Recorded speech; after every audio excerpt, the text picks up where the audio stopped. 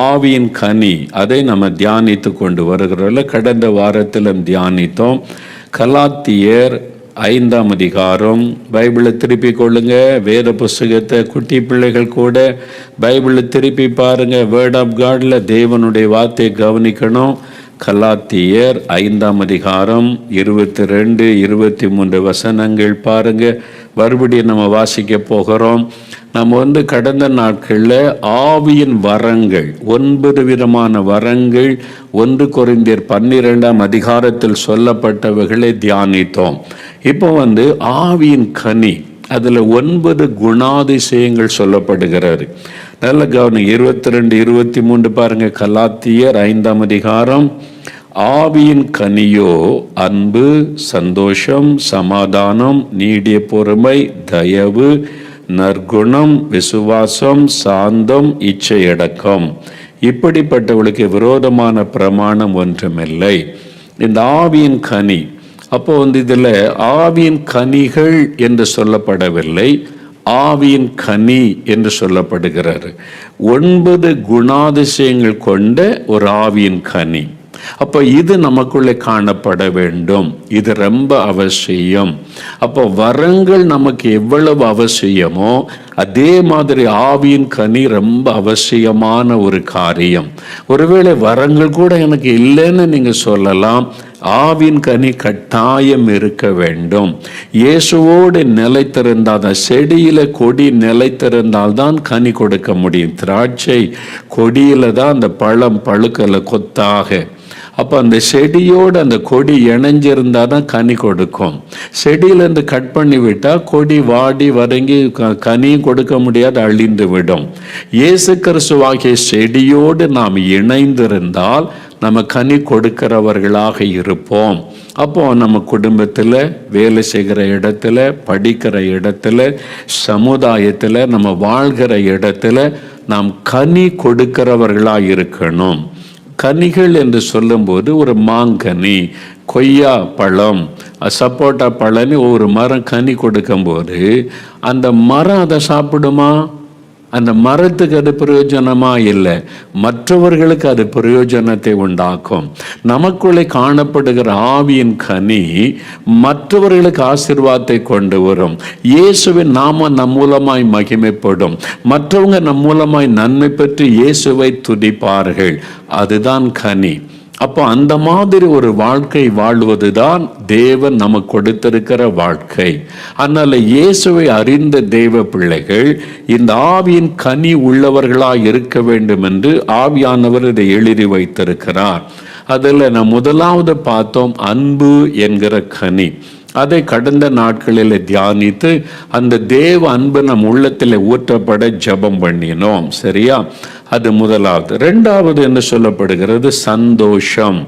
சந்தோஷம், ஜாய் அப்படின்னா மகிழ்ச்சி, மன மகிழ்ச்சி என்பதான ஒரு காரியம், மகிழ்ச்சி. பிலிப்பியர் 4ஆம் அதிகாரம் 4ஆம் வசனத்தை வாசிக்கும் போது கர்த்தருக்குள் எப்பொழுதும் சந்தோஷமாயிருங்கள் என்று வசனம் சொல்லுகிறாரு.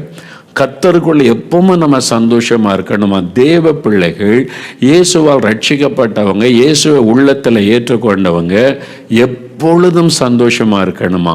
சந்தோஷமா இருங்கள் என்று மறுபடியும் சொல்லுகிறேன். அப்ப எவ்வளவு முக்கியம் பார்த்தீங்களா? சந்தோஷம் என்பது அந்த ஆவியின் கனியிலே ஒரு குணாதிசயம். நமக்குள்ள அது காணப்பட வேண்டும். சந்தோஷமா இருக்கணும். சிலர் எப்பவும் கவலையாகவே இருக்க, துக்க முகமாகவே இருக்கிறார், கவலையாகவே இருக்கிறார். சிரிச்சா கூட சிரிக்க மாட்டாங்க. சர்ச்சுக்கு போனால், கூட்டத்துக்கு போனோட சிரிக்க மாட்டாங்க. அப்படி உம்முன்னு இருப்பாங்க. அதெல்லாம் கிறிஸ்தவ வாழ்க்கை. அது கிறிஸ்தவ வாழ்க்கை என்பது சந்தோஷம், மன மகிழ்ச்சி, ஒரு சந்தோஷமாக இருப்பது. அவங்க மற்றவங்க பார்த்தா இவங்க என்ன எப்பவுமே சந்தோஷமாகவே இருக்கிறாங்க, இவங்களுக்கெல்லாம் பிரச்சனையே இருக்காதா அப்படின்னு உங்கள்கிட்ட கேட்கணும். நீங்கள் எப்பவுமே சந்தோஷமாக இருக்கிறீங்க, எப்படி உங்கள் வீட்டில் பிரச்சனை இல்லையா, தேவைகள் இல்லையா? நாங்கள்லாம் எவ்வளோ கஷ்டப்படுகிறோம். பிரச்சனை, தேவை, கஷ்டம் எல்லாருக்கும் இருக்குந்தான். ஆனால் எப்படி சந்தோஷமாக இருக்க முடியுது? இயேசு அப்படி சாட்சி சொல்லணும், இயேசுவை மகிமைப்படுத்தணும், அந்த கனி வெளிப்படணும். அப்போ எப்பொழுதும் சந்தோஷமா இருக்கணும். என்ன நடந்தாலும் சந்தோஷமா இருக்கிறாரு. அதை எப்பவுமே சந்தோஷம்னா என்ன நடந்தாலும் சந்தோஷமா இருப்பாரு. அதுதான் ஆவியின் கனி ஆகிய சந்தோஷம். இப்போ சாதாரணமாக நீட்டு தேர்வில் வெற்றி பெற்றுட்டா பெரிய சந்தோஷம், ஸ்வீட்டெல்லாம் ஊட்டுவாங்க, அப்படியே பார்த்து சந்தோஷம். எவ்வளோ நாள் நினைக்கிறீங்க? அவ்வளோதான், கொஞ்ச நாளில் இந்த சந்தோஷம் போயிடும். ஃபீஸ் கட்டணும், பணம் கட்டணும், அடுத்த படிப்பு வந்துடும், டென்ஷன் ஆயிரும், அப்படி ஆயிரும். ஒரு வெற்றி பெறும்போது ஒரு சந்தோஷம், பிஸ்னஸில் லாபம் வரும்போது ஒரு சந்தோஷம், ஒரு காரியம் வாச்சிட்டா ஒரு சந்தோஷம். இது மாதிரி நமக்கு ஒரு நன்மை நடக்கும்போது, ஒரு ஜெயம் வரும்போது, நாம் நினைத்த காரியம் நடக்கும்போது ஒரு சந்தோஷம் வரும். பார்த்தீங்களா? பிறந்த நாள் வந்துட்டா சில சந்தோஷம், கேக்கு ஊட்டுறது என்ன அடுத்த நாள் துக்க வீடு மாதிரி ஆயிரும். பார்த்துருக்கீங்களா? நெக்ஸ்ட் டே துக்க வீடு மாதிரி ஆயிரும். ஆளுக்கு ஒரு மூலையில் உட்காந்துட்டு திட்டுறதும் சண்டை போடுறதும். கல்யாண நாள் வந்துட்டா அதில் கொஞ்சம் சந்தோஷம். சில சமயம் அது சில நிமிட நேரம் தான் நிலைக்கும்.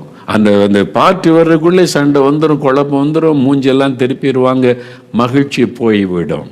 அதல்ல, ஆண்டவர் கொடுக்கிற சந்தோஷம், ஆவியின் கனியாகிய சந்தோஷம் என்பது எல்லா சூழ்நிலையிலும் எல்லா நாளிலும் ஒரு மகிழ்ச்சி சந்தோஷம். அதுதான் ஆவியானவர் கொடுக்கிற ஆவியின் கனியின் என்கிற சந்தோஷத்தினுடைய ஒரு குணாதிசயம்.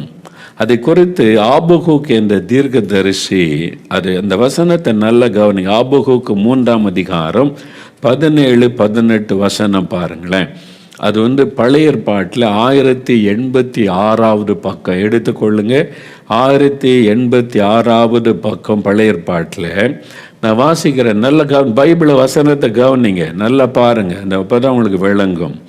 அத்திமரம் துளிர் விடாமற் போனாலும், திராட்சை செடிகளில் பழம் உண்டாகாமற் போனாலும், ஒலிவ மரத்தின் பலன் அற்று போனாலும், வயல்கள் தானியத்தை விளைவியாமற் போனாலும், கிடையில் ஆட்டு மந்தைகள் முதலற்று போனாலும், தொழுவத்திலே மாடு இல்லாமற் போனாலும், நான் கர்த்தருக்குள் மகிழ்ச்சியாயிருப்பேன், என் ரட்சிப்பின் தேவனுக்குள் களி கூறுவேன். பார்த்தீங்களா? ஒரு தேவ மனிதர் தன் அனுபவத்தை சொல்றார். அப்போ அத்திமரம் துளிர் விடாமற் போனாலும், திராட்சை செடி பழம் உண்டாகாமற் அப்படின்னா நீங்கள் கூட்டி கழிச்சு கரெக்டாக பார்த்தீங்கன்னா, நான் எல்லாவற்றையும் இழந்து பிச்சைக்கார மாதிரி தெருவில் நின்னா கூட என் கர்த்தருக்குள் நான் மகிழ்ச்சியாயிருப்பேன், என் தேவனுக்குள் களி கூறுவேன். அதான் ஆவியின் கனி. ஆவியின் கனியாகிய சந்தோஷம். வெற்றி வரும்போது மட்டும் ஒரு சந்தோஷம், பிறந்த நாள் மட்டும் ஒரு சந்தோஷம், அப்படி கிடையாது. எல்லாத்தையும் இழந்தாலும், நிந்தைகள் அவமானங்கள் நெருக்கங்கள் வந்தாலும் என் கர்த்தருக்குள் நான் சந்தோஷமாயிருப்பேன். அவர் என் கூட இருக்கிறார், அவருக்குள் உண்டாகிற சந்தோஷம். அதுதான் இந்த பாருங்க, இந்த ஆவியின் கனியில முக்கியமான ஒரு குணாதிசயம். நீங்க எப்பவுமே சந்தோஷமா இருக்கீங்களா? யோசித்து பாருங்க. அந்த கனி, அந்த குணாதிசயம் நமக்குள்ள இருக்குதா? சிந்திச்சு பாருங்க. இப்போ அப்போஸ் நடபடிகளுக்கு வாங்கலேன்.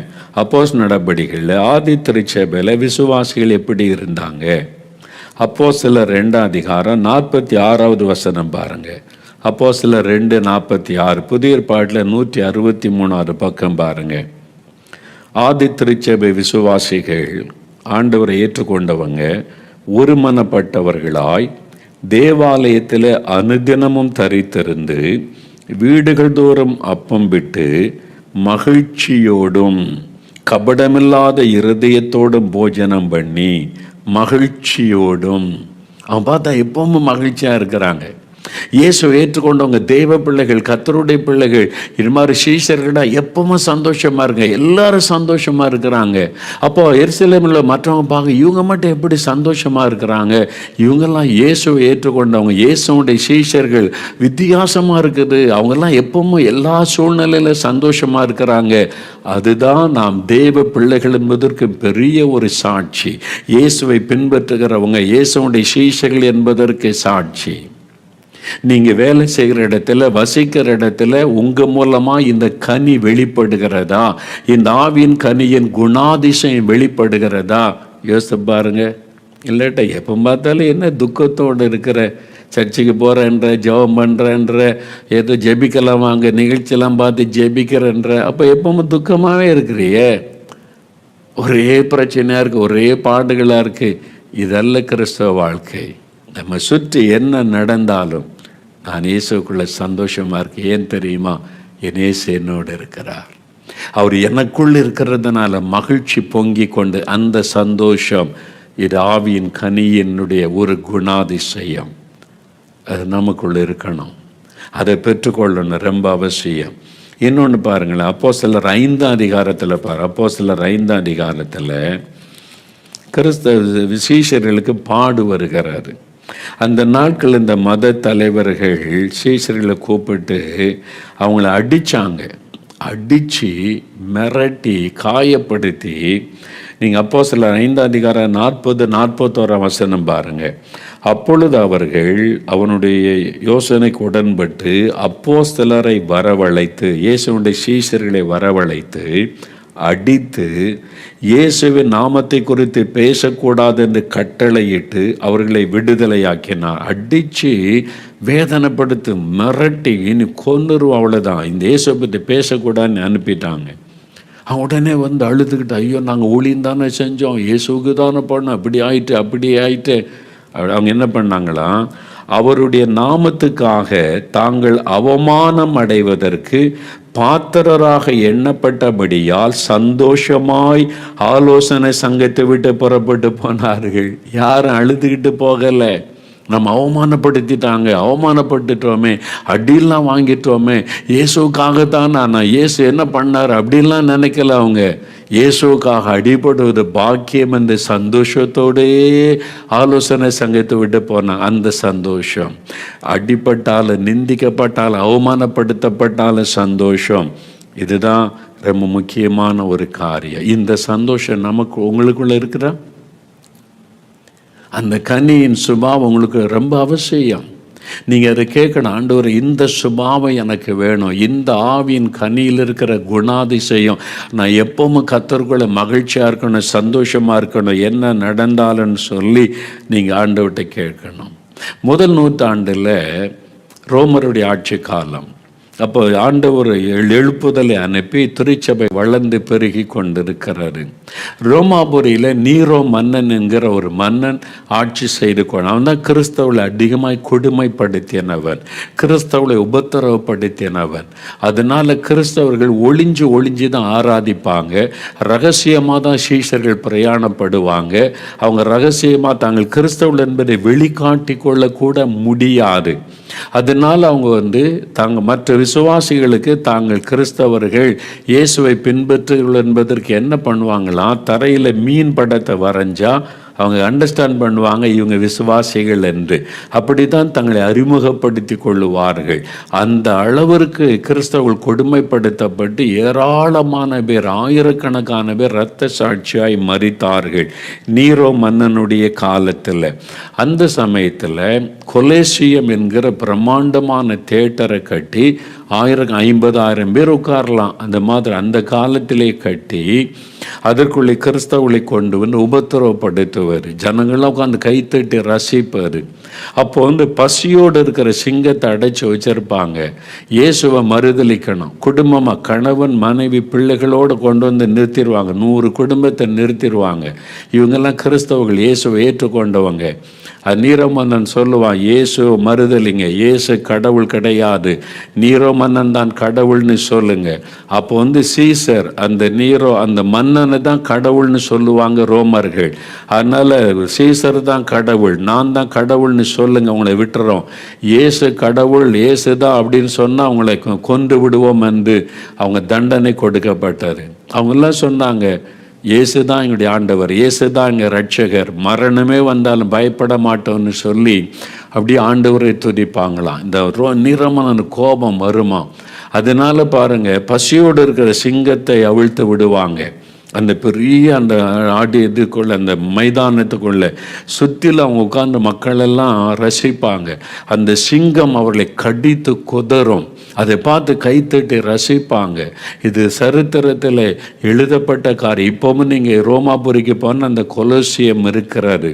இன்றைக்கு அதுக்குள்ள ஒரு பெரிய சிலுவை அடையாளமாக வச்சிருக்கிறாங்க. அங்கே இரத்த சாட்சியாக மரித்தவுடைய அடையாளமாய் அதற்குள்ளே சிலுவை வைக்கப்பட்டிருக்கிறாரு. அந்த சிங்கங்கள் அடைத்து வைத்திருந்த இந்த ரூமெல்லாம் அங்கே இருக்கிறாரு. இப்போவும் அது சிதலம் அடைந்து அதை நீங்கள் பார்க்க முடியும். அது பிரம்மாண்டமாக இருப்பதை பார்க்க முடியும். கொலோசியம் என்றவர் ரோமில் அது இருக்கிறாரு.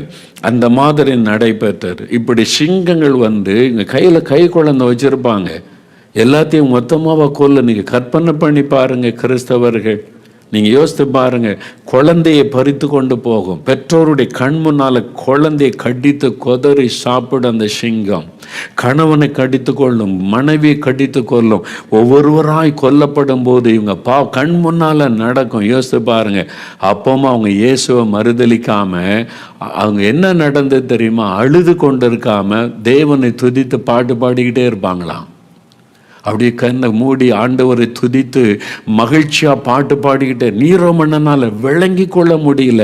என்னதாங்க, சிங்க தவிர்த்து விட்டால் கூட அலற மாட்டேங்கிறாங்க, கத்த மாட்டேங்கிறாங்க, உயிர் பயத்தில் கலங்க மாட்டேங்கிறாங்க. எல்லாம் பாட்டு பாடுறாங்க, துதிக்கிறாங்க, சந்தோஷமாக இருக்கிறாங்க. எப்படி? அவனால் விளங்கி கொள்ளவே முடியலை நீரோ மன்னனால். அப்போ தான் அவனுடைய மந்திரிகள் சொன்னாங்க, இவங்கெல்லாம் இயேசு கிறிஸ்துவுக்காக மரிக்கிறது எங்களுக்கு பாக்கியம்னு சொல்லி சந்தோஷப்படுறாங்க. இயேசுவுக்காக அடிக்கப்படுவது பாக்கியம்னு அவங்க சந்தோஷப்பட்டு துதிக்கிறாங்க. கிறிஸ்து அவங்களை துக்கப்படுத்தவே முடியாது. உயிரோட இந்த நீரோ மன்னன் விருந்து செய்யும் போது, தோட்டத்தில் விருந்து செய்யும் போது கிறிஸ்தவர்களை கொண்டு தூணில் கட்டி அவங்க மேலே தாரை வாத்து உயிரோட எரிய விட்டு அந்த விளக்கு வெளிச்சத்தில் விருந்து நடத்தி இருக்கிறான் நீரோ மன்னன். அவங்க அப்படியே கதறிக்கொண்டே சாபம் உயிரோட நெருப்பு வைக்கப்பட்டு. அப்பவும் பாருங்க, அவங்க சத்தமிட்டு ஐயோ அம்மா காப்பாத்துன்னு சொல்ல மாட்டாங்க. அப்படியே ஆண்டவரை துதித்து பாடிக்கொண்டே இருப்பாங்க. மகிழ்ச்சியாய் மரணம் அடைந்தார்கள். இவனால் அதை விளங்கி கொள்ள முடியலை. நீரோ மன்னன் கிறிஸ்தவளை என்ன கொடுமைப்படுத்தினாலும் யாரும் பயப்பட மாட்டேங்கிறாங்க, அழ மாட்டேங்கிறாங்க, அலற மாட்டேங்கிறாங்க, அவங்க கதற மாட்டேங்கிறாங்க, சந்தோஷமா இருக்காங்களே. எப்படி? அவன் வாரினால் அடித்தா, எங்கள் இயேசு அடித்தாங்க, நானும் அடிபடுவது பாக்கியன்னு சொல்கிறாங்க. தலையை வெட்டினா இயேசு எங்களுக்காக சிலுவையில் மறித்தார், நாங்களும் மறிக்கிறோம் சந்தோஷமாக சொல்கிறாங்க. ஏன் இவங்களை துக்கப்படுத்த முடியலை? அப்போ அவங்க சொன்னாங்க, மந்திரிமார்கள், அவங்களுடைய நம்பிக்கை, நான் இந்த உலகத்தில் மறிச்சா பரலோகத்தில் இயேசுவோடு கூட இருப்பேன். அதனால் நாங்கள் இயேசுவை மறுதலிக்கவும் மாட்டோம், துக்கப்படவும் மாட்டோம், பாடுபடுவதில் சந்தோஷம் என்று சந்தோஷத்தை வெளிப்படுத்தி காண்பித்தார். இது சரித்திரம், இட் இஸ் எ ஹிஸ்ட்ரி. அதனால தான் அவ்வளோ பேர் ரத்தம் சிந்தி மறிச்சதுனால தான் இன்னைக்கு ரோம் அந்த தேசமே கிறிஸ்தவ நாடாய் மாறிவிட்டார். பாருங்க, இது நடந்த சம்பவம். அது அப்போஸ்தலர் நடபடிகளை பாருங்க. சந்தோஷமாய் அதை கண்டு பயப்படல, துக்கப்படலை, மன மகிழ்ச்சி. இந்த சந்தோஷம் நமக்குள்ள இருக்கணும். அப்போ கிறிஸ்தவங்க எதுக்கு தாங்க பயப்படுவாங்கன்னு நீரோ மன்னன் கேட்டான். அவங்க என்ன பதில் சொன்னாங்க தெரியுமா? பாவத்துக்கு மட்டும்தான் பயப்படுவாங்க. பாவம் செய்ய வச்சு அவங்க பயப்படுவாங்க. அது எங்கள் ஆண்டவரை துக்கப்படுத்தும், அதை மட்டும் செய்ய மாட்டோம் என்று பாவத்துக்கு மட்டும்தான் கிறிஸ்தவங்களை பயத்தை படுத்த முடியும் என்ற செய்தி சொல்லப்பட்டது. இது சரித்திரம். அதனால நாம் தேவ பிள்ளைகள் சின்ன சின்ன காரியம் துக்கப்பட்டுக்கிட்டு எனக்கு மார்க் கிடைக்கல, நீட்டு தேர்வு இதில் தோல்வி அடைஞ்சிட்டேன்னு சொன்னால் அதுதான் வாழ்க்கை. உங்கள் வாழ்க்கை இயேசுவின் கரத்தில் இருக்குது. இது இல்லாட்ட 1000 திட்டம் அவர் கையில் வச்சிருக்கிறார். இதுக்கே உட்காந்து மூலையில் உட்காந்து அழுதுகிட்டே இருக்கிறாரு. ஐயோ எல்லாம் போச்சு, எல்லாம் முடிஞ்சிடு. அப்போ என்ன கிறிஸ்தவர்கள்? நாம் சந்தோஷமா இருங்க. தோல்வி அடைஞ்சாலும் சந்தோஷம், வெற்றி வந்தாலும் சந்தோஷம். என் ஆண்டவருக்கு சித்தமில்லாத எதுவும் எனக்கு நடக்காது, அவருக்கு சித்தமில்லாத எதுவும் எனக்கு வேண்டாம். அப்படி மகிழ்ச்சியாக இருக்க பழகணும். யாராவது கேட்டால் வெட்கப்பட தேவையில்லை. நீதி என்னாச்சு எழுதுனேன்னு கேட்டால், கர்த்தருடைய கிருபையினால நான் தோல்வி அடைஞ்சிட்டேன், ஆண்டவருக்கு ஸ்தோத்திரம் அப்படி சொல்லுங்க. ஏன் பயப்படணும்? ஏன் வெட்கப்படணும்? என்னங்க தோல்வி அடைஞ்சதுக்கு இப்படிலாம் சொல்லி? ஆமாம், கர்த்தர் எனக்கு வேற பெரிய திட்டம் வச்சிருக்கிறாரு. நான் என்னவோ இதுதான் நினைச்சேன். என் ஆண்டவர் என்னை விட பெரிய திட்டம் எனக்காக வச்சிருப்பார், அது நிறைவேறும். நான் மகிழ்ச்சியா இருக்கிற ஆண்டவர்கள் அப்படி சொல்லுங்க. அது ஆவியின் கனி. வெறும் வெற்றி கிடைக்கும் போது மட்டும் மகிழ்ச்சியாய் துதிப்பது அல்ல, எல்லா சூழ்நிலையிலும் ஆண்டவரை துதிக்கணும். மத்தேயு 5 11-12 பாருங்களேன். இயேசு என்ன சொல்றார் பாருங்க. மத்தேயு 5:11, என் நிமித்தம் உங்களை நிந்தித்து துன்பப்படுத்தி பலவிதமான தீமையான மொழிகளையும் உங்கள் பேரில் பொய்யாய் சொல்லுவார்களானால் பாக்கியவான்களாய் இருப்பீர்கள். சந்தோஷப்பட்டு களி கூறுங்கள், பரலோகத்தில் உங்கள் பலன் மிகுதியாயிருக்கும். உங்களுக்கு முன்னிருந்த தீர்க்கதரிசிகளையும் அப்படியே துன்பப்படுத்தினார்களே. இயேசு அழகா சொல்லி இருக்கிறார் பாருங்க. இயேசு கிறிஸ்துவின் நாமத்தை நிமித்தம் உங்களை நிந்தித்து துன்பப்படுத்தி பலவிதமான தீமையான மொழிகளை பொய்யாய் சொல்லுவார்களானால். இன்னைக்கு நம்ம என்ன சொல்றோம்? பொய்யா என் மேல் அபாண்ட பழி சுமத்துறாங்களே, அதுதான் எனக்கு தாங்க முடியல. அது உண்மையா இருந்தா கூட பரவாயில்லன்னு சொல்றோம். எவ்வளவு தப்பு! வசனத்துக்கு மாறாய் நாம் பேசுகிறோம். இயேசு என்ன சொன்னாரு? பொய்யாய் உங்கள் மேல பழி சுமத்தி உங்களை கேவலப்படுத்தினா சந்தோஷப்பட்டு களி கூறுங்க. இப்போ பொய்யா என்னை பற்றி வீடியோவில் செய்தி வெளியிட்டாங்க. நான் மூலையில் உட்காந்து அழல் ஆண்டுவிட்ட போய் கர்த்தரை ஸ்தோத்திரம் பண்ண மகிழ்ச்சியோட, ஆண்டவரே பொய்யான செய்தியை என்னை பற்றி பரவ பண்ணுகிறக்காய் ஸ்தோத்திரம், எனக்கு இந்த பாக்கியத்தை கொடுத்ததற்காய் ஸ்தோத்திரம். பிசாசை வெட்கப்படுத்துவது தான் நம்முடைய வேலை. பிசாசை என்ன வேணாலும் பண்ணு, என்னை துக்கப்படுத்த ஒன்னால முடியாது. என்னை கூட என் இயேசு சந்தோஷத்தை கொடுக்கறது இருக்க வரைக்கும் இனி என்ன பண்ணாலும் என்னை துக்கப்படுத்த முடியாதுன்னு நீங்க சொல்லணும். ஆமேன்னு சொல்லுங்க. அல்லேலூயா. ஒரு 10-15 வருஷத்துக்கு முன்னால, இன்னைக்கு இல்லைங்க, 10-15 வருஷத்துக்கு முன்னால என்னை பற்றி ஒரு பத்திரிகையில் படம்லாம் போட்டு மோகலாசரஸ் ஒரு பெண்ணை கற்பழித்து கொலை செய்தார், கன்னியாகுமரி மாவட்டத்தில் இந்த இடத்துல இந்த கல்றத்தோட்டத்தில் புதைக்கப்பட்டது, அப்படியே படம்லாம் போட்டு உண்மையாக நடந்த மாதிரி ஒரு பெரிய கட்டுரை எழுதி பரபரப்பாக வந்தது. இதை உடனே அதை காப்பி எடுத்து இந்து முன்னணிக்காரங்க இருக்காங்களா, அவங்க ஊழியா தானே, உடனே பாருங்கள் மோகன்லாஸை பற்றி பத்திரிகையில் என்ன செய்தி வந்திருக்கு பாருங்கன்னு எங்கள் ஊர் பக்கம் இங்கே Thoothukudi bus stand, Kurumbur bus stand, ஜனங்க வர இடத்துல பெரிய பெரிய போர்டாக உருவாக்கி வச்சுட்டாங்க. நானே பார்த்தேன். நான் இதை கேட்டாங்க. நான் அதெல்லாம் பார்த்த உடனே நான் என்ன செய்கிறது? பொய்யான ஒரு செய்தியை ஒரு பத்திரிகை எழுதுது, உண்மையாக நடந்த மாதிரி எழுதுகிறாங்க. அதை இவங்கெல்லாம் பெருசாக பரப்புகிறாங்க, பிட் நோட்டீஸ்லாம் அடித்து கொடுக்குறாங்க எல்லா மக்களுக்கும், செய்தியை பரவ பண்ணுறாங்க. ஏன் உட்காந்து மூலையில் உட்காந்து அழணும்? உண்மையாக இருந்தால் தான் அழணும். ஐயோ அந்த தப்பு பண்ணிட்டோமே, மனம் திரும்புகிற ஆண்டவரே ஒப்பு கொடுக்கணும். பொய்யா சொன்னால் நான் ஆண்டவரை துதிக்க ஆரம்பித்தேன். இந்த வசனத்தை கொண்டு தான், அந்த வசனம் ஆண்டவனுக்கு சொல்லியிருக்கிறார்ல, பொய்யாய் சொன்னால் களி கூறுங்க, எனக்கு பரலோகத்தில் பெரிய பலன், ஆண்டவரை ஸ்தோத்திரன்னு துதித்து கொண்டு இருந்தேன். அப்போ பாருங்கள், ஒரு பத்திரிக்கை நிருபர் வந்தாங்க, கேமராவோட அதை ஃபோட்டோ எடுக்க ரெக்கார்ட் பண்ண பேட்டி எடுக்கணும்னு வந்தாங்க. எங்கள் நால்மாவுடைய ஆஃபீஸில் என்ன விஷயம்னு கேட்டேன். இல்லை அவங்கள்ட்ட ஒரு பேட்டி எடுக்கணும், இது மாதிரி உங்களை பற்றி செய்தி பேப்பரில் வந்திருக்கு, எல்லா இடமும் தட்டி போர்டில் எழுதி வச்சுருக்கிறாங்க உங்களை பற்றி, அதனால் இதை பற்றி நீங்கள் என்ன சொல்கிறீங்க, உங்கள் கருத்தை கேட்க வந்திருக்கிறோம். நான் என்ன சொன்னேன், நான் பேட்டி கொடுத்தா நீங்கள் அதை அப்படியே பத்திரிகையில் போடுவீங்களா?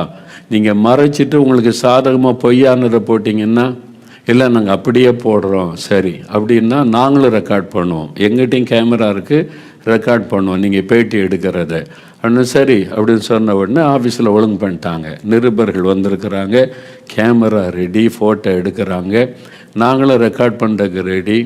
அவங்க முதலாவது கேட்ட கேள்வி என்ன தெரியுமா? இன்றைக்கி எனக்கு மறக்க முடியல. ஃபஸ்ட்டு கொஸ்டின் கேட்டார், இந்த மாதிரி உங்களை பற்றி ஒரு செய்தி பேப்பரில் இந்து முன்னணியை ரொம்ப விளம்பரம் பண்ணி தட்டி போடலாம் வச்சு உங்களை பற்றி இப்படி போடும்போது இந்த நிகழ்ச்சியை பார்த்தோன்னே உங்களுடைய மனநிலை எப்படி இருந்தது? அவங்ககிட்ட முதல் கேள்வி அதுதான், உங்களுடைய மனநிலை எப்படி இருந்தது? இதைத்தான் சாத்தான் அறிந்து கொள்ள விரும்புகிறான். நான் உடனே சிரித்து சந்தோஷமாக சொன்னேன், நான் மகிழ்ந்து களி கூர்ந்து இயேசுவை துதித்தேன் அப்படின்னு மகிழ்ச்சியாக சொன்னேன் பாருங்க. அவனால் அடுத்து கேள்வி கேட்க முடியல, அப்படியே அமைதியாயிட்டான். 5 நிமிஷம் அமைதியாயிட்டான். அவன் எதிர்பார்த்தது வேற, நான் அழுவேன், கண்ணீர் வடிப்பேன். இப்படி பொய்யாலாம் எழுதுறாங்களே நீ வருத்தப்படுவேன்னு நினச்சான். நான் சொன்னேன், சந்தோஷப்பட்டு மகிழ்ந்து களி கூர்ந்து ஆண்டவரை துதிச்சேன்னு சந்தோஷமாக சொன்னேன். ஆனால் அடுத்த கேள்வி கேட்க முடியல. அவன் தெரியும் 5 நிமிஷம் அப்படியே அமைதியாக உட்காந்துட்டான். அப்புறம் கேட்டான், எப்படி உங்களால் அப்படி இருக்க முடியும்? இப்படி ஒரு பொய்யான காரியம் நீங்கள் சொல்கிறீங்க, இப்படி ஒரு காரியம் உங்களை கேவலப்படுத்துகிற மாதிரி இவ்வளவு நடந்திருக்கிறது, உங்களால் எப்படி சந்தோஷமாக இருக்க முடியும்னு சொன்னான் பாருங்க. இந்த வசனத்தை வாசி காமிச்சேன். இதெல்லாம் இயேசு 2000 வருஷத்துக்கு முன்னாலே எங்களுக்கு சொல்லி கொடுத்துருக்கிறாரு. ஊழியம் செய்கிறா இப்படிலாம் வரும், பொய்யா பேசுவாங்க, எழுதுவாங்க, இப்படிலாம் செய்வாங்க என் நாமத்தின் நிமித்தம். அதனால நீங்கள் என்ன பண்ணணும்னு இயேசு எழுதி கொடுத்துருக்கிறாருன்னு இந்த 2 வசனத்தை வாசி காமிச்சேன். சந்தோஷப்பட்டு களி கூறுங்கள், நீங்கள் பாக்கியவான்கள் இயேசு சொல்லியிருக்கு. இப்போ எனக்கு பெரிய பாக்கியம், இது எனக்கு கிடைச்ச பாக்கியம் ஐயா அப்படின்னு நான் அவனால் அதுக்கு ஒரு கேள்வி கேட்க முடியல. பேருக்காக ஒரு 4-5 கேள்வி கேட்டான், ரெக்கார்ட் பண்ணான். அவன் பத்திரிக்கையில் பேட்டியே வரல. ஏன்னா அவன் எதிர்பார்த்த காரியம் வரல, என் வாயிலிருந்து பேட்டியே போடலை. அன்னைக்கு போனவங்க தான். அப்போ நான் என்ன சொல்ல வருகிறேன், சாத்தானுடைய எதிர்பார்ப்பு என்ன?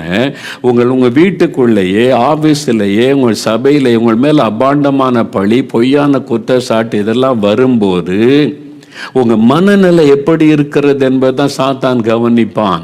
நீங்கள் துக்கப்படுறீங்களா, வருத்தப்படுறீங்களா, முடங்கி போகிறீங்களா, சந்தோஷப்பட்டு களி கூறுறீங்களா? ஆண்டவரும் அதைத்தான் பார்க்கிறார். நீங்கள் பிசாசை வெட்கப்படுத்தணுமானா சந்தோஷப்பட்டு களி கூறுங்க. நீங்கள் பாட்டில் வீட்டில் ரூமில் போய் முடங்கி அழுதுகிட்டு, ஐயோ இப்படிலாம் பேசுகிறாங்க, எழுதுறாங்க, பொய்யா சொல்கிறாங்களே, என்ன பண்ணுறேன்னு முடங்கிட்டீங்க, சாத்தான் கைத்தட்டி சிரிப்பான். பிசாசை சந்தோஷப்பட விடாதீங்க.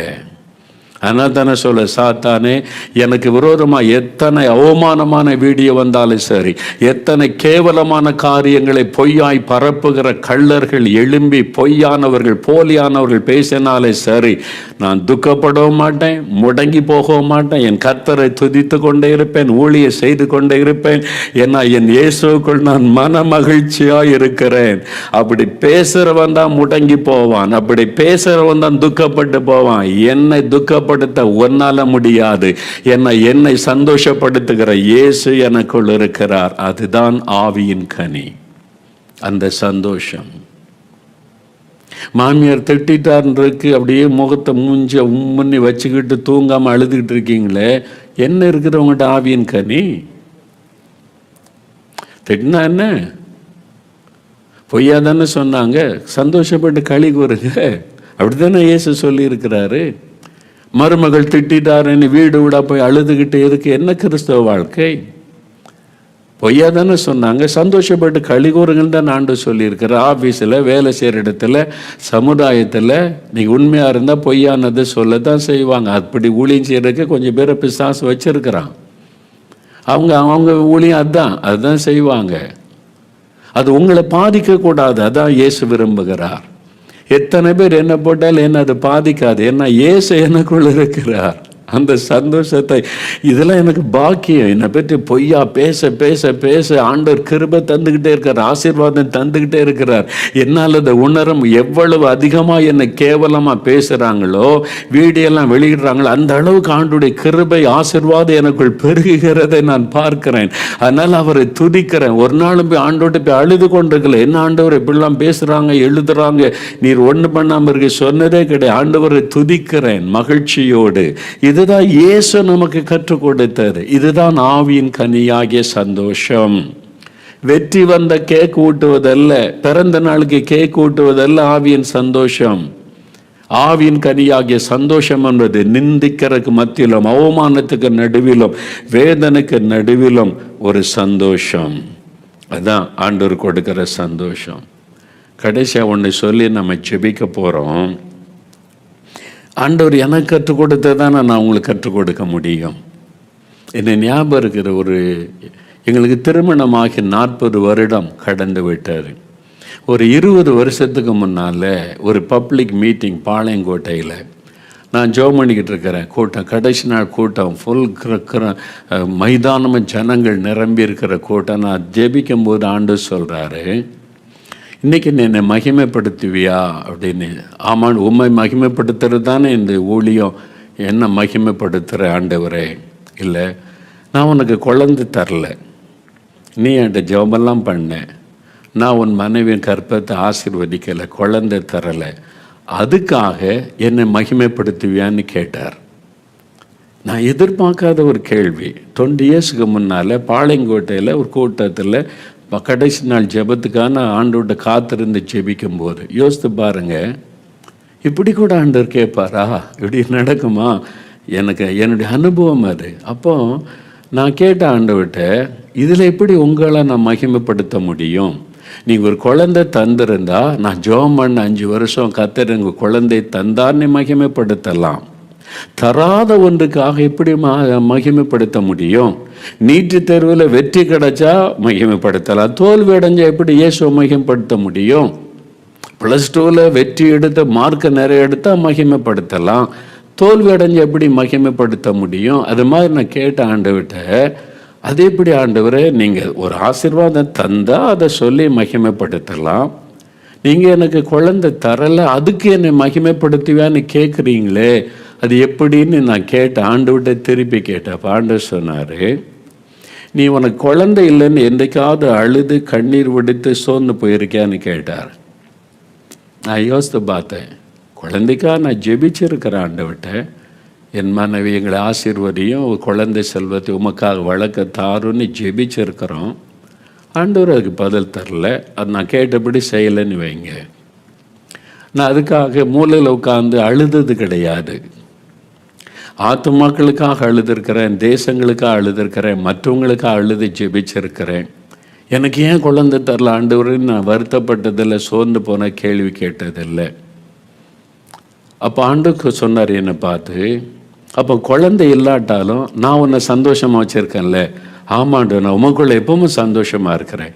எனக்கு இது இல்லையேன்னு நான் வருத்தப்பட்டு முடங்கி போக நீர் என்னை விடலை, என்னை சந்தோஷமாக வச்சுருக்கிறீங்க. நான் இப்போ மனசில் சந்தோஷமாக இருக்கேன். எனக்கு இல்லையே மேடை போட்டு பேசுகிறாங்க கூட்டத்தில்.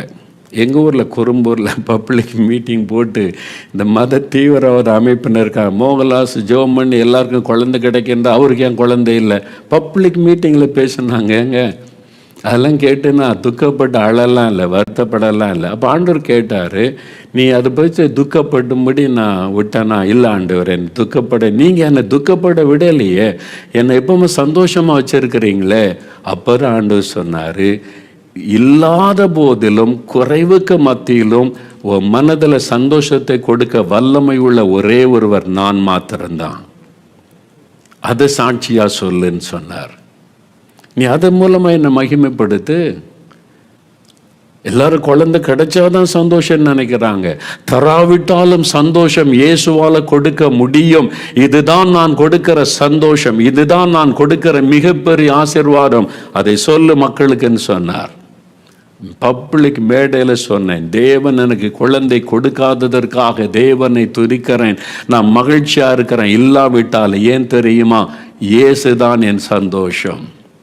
குழந்தை கிடைச்சிட்டு இருந்த சந்தோஷம் கிடையாது, வெற்றி கிடைச்சிட்டு இருந்த சந்தோஷம் இல்லை. இயேசு கிறிஸ்து கொடுக்கிற சந்தோஷம் என்பது ஒன்றுமே இல்லாட்டா கூட உள்ளத்தில் அந்த சந்தோஷம், மன மகிழ்ச்சி இருக்கும் பாருங்க, இது இயேசுவை தவிர ஒருவராலும் தர முடியாது, அறிந்து கொள்ளுங்க. அந்த இயேசுடைய சந்தோஷம் உள்ளத்தில் வந்துட்டு அவங்களுக்கு எதுவுமே இல்லாமல் நீங்கள் தெருவில் நிற்கிற சூழ்நிலை வந்தால் கூட மகிழ்ந்து களி கூறுவீங்க. அதுதான் இயேசு கிறிஸ்து கொடுக்கிற சந்தோஷம். இதை சாட்சியாக சொல்ல சொன்னார். நான் சொன்னேன் என் கூட்டத்தில், நான் ஏன் வெட்கப்படணும்? குழந்தை கொடுத்தாலும் சந்தோஷம், கொடுக்காட்டாலும் சந்தோஷம். என் ஆண்டவர் தவறு செய்ய மாட்டார். ஏன் கொடுக்கலன்னு ரொம்ப காலத்துக்கு அப்புறம் எனக்கு விளக்கம் சொன்னார். நான் ஆண்டவர் கேள்வி கேட்கவே இல்லை. இப்போ ஒரு 5 வருஷத்துக்கு முன்னால் தான் எனக்கு பதில் கிடைத்தார். ஒரு நாள் ஒரு கூட்டத்துக்கு, ஊழியர் கூட்டத்துக்கு ஆயத்தப்பட்டுக்கிட்டு கொண்டு இருந்தேன். ஜெபத்தில் இருக்கும்போது ஆண்டவர் கேட்டார், நான் ஏன் உனக்கு குழந்தை தரலன்னு என்னைக்காவது என்னை கேட்டியான்னாரு. இல்லை ஆண்டவரே, நீங்கள் என்னை ஒரு நாள் தவறு செய்ய மாட்டீங்க, நான் உங்களை நேசிக்கிறேன், நீங்கள் எனக்கு இந்த ஆசீர்வாதம் தருவீங்கன்னு நான் உமக்கு ஊழியம் செய்யலை, எனக்காக சிலுவையில் ரத்தம் சிந்தினீங்க, அதுக்காகத்தான் நான் ஊழியம் செய்கிறேன். நீங்கள் என்னுடைய தகப்பன், உங்களை சந்தோஷப்படுத்துவதுக்கு நான் ஊழியம் செய்கிறேன்னு சொன்னேன். நான் ஏன் உனக்கு குழந்தை தரல? பிரதர் டிஜிஎஸ் தினகரன் சொன்னாங்க, தம்பி நீங்கள் உங்களுக்காக ஜெபிக்காருங்க. I am fighting with Jesus. நான் இயேசுகிட்ட சண்டை போட்டுட்டு இருக்கேன் உங்களுக்கு ஒரு குழந்தை கொடுக்க. அவ்வளவு எங்களை நேசித்து எனக்காக என் மனைவிக்காக பிரதர் டிஜேஸ் தினகரன் ஜெபிச்சாங்க. ஜீவானந்தம் பிரதர் சொன்னாங்க, உங்களுக்காக ஆண்டவர்கிட்ட நான் வாதாடி கொண்டிருக்கிறேன், கர்த்தர் உங்களுக்கு ஒரு குழந்தை கொடுக்கணும். அவ்வளோ பெரிய தெய்வமான எத்தனையோ பேர் சொன்னாங்க. ஆனால் யாருடைய ஜெபத்துக்கு ஆண்டவர் பதில் கொடுக்கலை. இப்போ 5 வருஷத்துக்கு முன்னால் கர்த்தர் சொன்னார், நான் ஏன் உனக்கு குழந்தை தரல தெரியுமா? நீ ஒரு நாள் என்கிட்ட கேட்கலையே, எனக்கு ஏன் தரல ஆண்டவரே? என்ன, நீங்கள் என் தகப்பன், நீங்கள் எல்லா நன்மையாக தான் செய்வீங்க. உங்களோட அன்பை நான் சந்தேகப்பட மாட்டேன். நீங்கள் தந்தாலும் ஸ்தோத்திரம், தராட்டாலும் ஸ்தோத்திரம் ஆண்டவரே. நீங்கள் கொடுக்குற ஆசீர்வாதத்துக்காக நான் ஊழியம் செய்யலை, உமக்காக நான் ஊழியம் செய்கிறேன், என் தகப்பன் இயேசு. அப்போ அவர் சொன்னார், நான் உனக்கு சொல்கிறேன், இன்றைக்கி சொல்கிறேன், ஏன் ஆண்டவரேன்னு கேட்டேன். அப்போ தான் அவர் கேள்வி கேட்ட பிறகு தான் கேட்டேன். அப்போ ஆண்டவர் சொன்னார், நான் உனக்கு ஒரு குழந்தையை கொடுத்திருந்தால், திருமணமான உடனே ஒரு குழந்தை கொடுத்திருந்தால் என்ன நடந்திருக்கும்? குறைந்தது 25% உன்னுடைய நேரத்தை உன் குழந்தைக்காக நீ கொடுத்திருப்பாய். குழந்தைய வளர்க்கணும், குழந்தைய ஆளாக்கணும், குழந்தைக்கு ட்ரெஸ் எடுக்கணும், குழந்தைய ஸ்கூலில் சேர்க்கணும், படிக்க வைக்கணும், அந்த குழந்தையில் கவனம் செலுத்தணும், குழந்தைக்கு வியாதிப்பட்டு ஆஸ்பத்திரி கொண்டு போகணும், அங்கே ஸ்கூலில் சேர்க்கணும், பிள்ளைகளுக்கு வரக்கூடிய பிரச்சனையை பார்த்து அதுக்கு என்ன பண்ண நினைக்கணும். குறைஞ்சது 25% டைமாவது உன் குழந்தைக்காக செலவு பண்ணியிருப்பேன். யோசித்து பார்த்தா, ஆமாம், குழந்தைய வளர்க்கணுக்கு நேரம் கொடுக்கணும். ஆண்டவர் சொன்னார், நீ 100% உன்னுடைய நேரம் எனக்கு வேணும். அப்போ தான் நான் கொடுக்குற ஊழிய திட்டத்தை உன்னால் நிறைவேற்ற முடியும். உன் எண்ணம் வேறு பக்கம் சிதறிடக்கூடாது.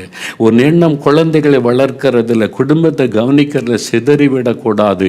நீ 100க்கு 100 உன்னுடைய இருதயமும் நேரமும் எனக்கு வேண்டும். அப்போ தான் நான் கொடுக்குற இந்த ஊழிய திட்டத்தை உன்னால் நிறைவேற்ற முடியும் என்று சொல்லித்தான் நான் உனக்கு தரவில்லை. இப்படி ஒரு ஆண்டவரை பார்த்துருக்கீங்களா? நான் ஆண்டவரை ஆண்டவர் என் மேலே உமக்கு இவ்வளோ நம்பிக்கையா? 100க்கு 100 என் நேரம் உங்களுக்கு வேணும்னு சொல்லி எனக்கு இந்த காரியத்தை செய்கிறீங்களா? நான் ஆண்டவரை கேள்வி கேட்கல, சந்தோஷப்பட்டேன். என் மேலே அவர் எவ்வளோ நம்பிக்கை வச்சிருக்கிறார். இவன் 100% எனக்கு வேணும், என் நேரம் 100% என் டைம் இயேசுவுக்கு வேணும். அதனால தான் இன்னைக்கு இவ்வளோ ஊழியத்தை நான் செய்ய முடிந்தது. கர்த்தர் சொன்ன வேலைகளை செய்து முடிக்க முடிந்தது. நான் கர்த்தர் சொன்ன மாதிரி எனக்கு குழந்தையோ சந்ததியோ அந்த காரியத்தில் நான் கவனம் செலுத்தி இருந்தா இந்த அளவுக்கு தெய்வ திட்டத்தை என்னால் நிறைவேற்றி இருக்கவே முடியாது. தேவன் அதை அறிந்ததுனால தான் சொன்னார். எத்தனை பேர் உனக்கு ஆகிட்ட ஃபைட் பண்ணாங்க, சண்டை போட்டாங்க. நான் அதுக்கெல்லாம் காதை அடைத்து கொண்டேன். நான் பதில் கொடுக்கலை. உன் ஜெபத்துக்கும் நான் பதில் கொடுக்கலை. காரணம், நீ எனக்கு 100க்கு 100 வேணும். அப்போ தான் இந்த ஊழியத்தை நிறைவேற்ற முடியும். அதனால தான் இன்றைக்கி பாருங்கள், 850 மிஷினரிகளை வட இந்தியாவில் தாங்கும்படி ஆசீர்வதித்திருக்கிறார். மாதத்திற்கு ஒரு ஆலயத்தை வட இந்தியாவில் கட்டும்படி கர்த்தர் நடத்தி கொண்டு இருக்கிறார். லட்சங்களுக்கு சுவிசேஷத்தை அறிவிக்க கர்த்தர் செய்திருக்கிறார். அப்போ இரவும் பகலும் என்னுடைய நோக்கம், சிந்தை முழுவதும் இயேசு, அவருடைய ஊழியம், அவருடைய திட்டம் நிறைவேறணும், சுவிசேஷத்தை அறிவிக்கணும். இப்போ இரவும் பகலும் எழுப்புதலுக்கான திட்டம் நிறைவேற்றப்படும். அதுக்கு தான் இந்த ஆண்டவர் சொன்னார், நான் எவ்வளோ பெரிய பாக்கியவான் தெரியுமா? வானத்தையும் பூமி உண்டாக்கினேன் ஆண்டவர் இயேசு என் மேலே எவ்வளோ ஒரு நம்பிக்கை வச்சு, நீ 100க்கு 100 டைம் எனக்கு வேணும், நான் உனக்கு இந்த திட்டங்களை தருவேன், என்னை பயன்படுத்தி கொண்டு வருகிறாரு.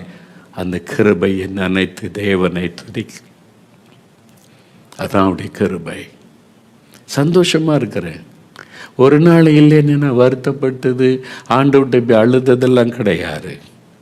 ஆண்டவர் சந்தோஷமாக வச்சிருக்கிறார். அதுதான் ஆவியின் கனி, சந்தோஷம், மகிழ்ச்சி. இருந்தாலும் இல்லாட்டாலும் மகிழ்ச்சி. ஏன்னா இயேசு இருக்கிறார். அவர் எல்லாவற்றை விட பெரிதானவர், எல்லாற்றை விட மேன்மையானவர். இன்னைக்கு எனக்கு உலகமங்க லட்சக்கணக்கான பிள்ளைகளை தந்திருக்கிறார், லட்சக்கணக்கான குழந்தைகள், பேர குழந்தைகளை தந்திருக்கிறார், உறவுகளை தந்திருக்கிறார். இந்த மாதிரி இயேசு கிறிஸ்துவின் நாமத்தினால சொந்தங்களை தேவன் தந்திருக்கிறார். தெரியுமா உங்களுக்கு? எனக்கு இன்னைக்கு என்னமே இல்லாட்டாலும் உலகம் முழுவதும் அத்தனை நாடுகளிலும் என்னை ஏற்றுக்கொள்ளக்கூடிய உள்ளங்களை, குடும்பங்களை தேவன் தந்திருக்கிறார். நான் போய் அங்கே ஒரு நாளாவது தங்க மாட்டேனா என்னை ஏக்கத்தோடு வாஞ்சிக்கிற ஜனங்களை கர்த்தர் தந்திருக்கிறார். இது யாருக்கு கிடைக்குங்க இந்த பாக்கியம்? இது இயேசு எனக்கு கொடுத்த கிருபை. அப்போ ஆண்டவருக்குள்ள சந்தோஷமா இருங்க. நிந்தை வரட்டும், அவமானம் வரட்டும், பொய்யான குற்றச்சாட்டு வரட்டும், சில தோல்விகள் வரட்டும், சில இழப்புகள் வரட்டும், நஷ்டங்கள் வரட்டும், நல்லா துதிங்க மகிழ்ச்சியோட. ஆண்டவரே, உமக்கு தெரியாம எனக்கு ஒன்றும் நடக்க போறதில்லை, என்ன வந்தாலும் உமக்கு ஸ்தோத்திரப்பா, நீங்க என் கூட இருக்கிறீங்க, அது எனக்கு போதும். எனக்காக மரித்து உயிர்த்தெழுந்த இயேசு என் கூட இருக்கிறீங்க, அது எனக்கு போதும். அதுதான் ஆவியின் கனி, சந்தோஷம். உங்களுக்கு இருக்குதா? இன்னைக்கு அதை கேட்குறீங்களா? ஆண்டவர், அந்த சந்தோஷத்தை எனக்கு தாங்க. என் வாழ்க்கையில் என்ன நடந்தாலும் நான் இயேசுக்குள்ள சந்தோஷமாக இருக்கணும், அந்த ஆவியின் கனியை நான் வெளிப்படுத்தணும்னு சொல்கிறீங்களா? எளிமைன்னு இல்லைங்க, நாம் ஜெபிக்கலாம்.